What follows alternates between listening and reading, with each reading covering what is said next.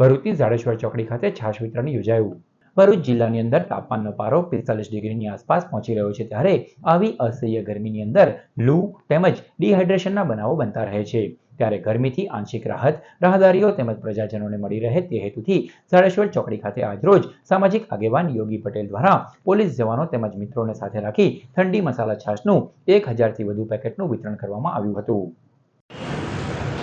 ભરૂચ જિલ્લાની અંદર જ્યારે તાપમાનનો પારો 45 ડિગ્રીની આસપાસ પહોંચી ગયો છે, તાપમાનની અંદર સતત વધારો થઈ રહ્યો છે, આવી ધગધગતી ગરમીની અંદર અસહ્ય ગરમીની અંદર લૂ ડિહાઇડ્રેશન જેવા બનાવો પણ બનતા રહે છે।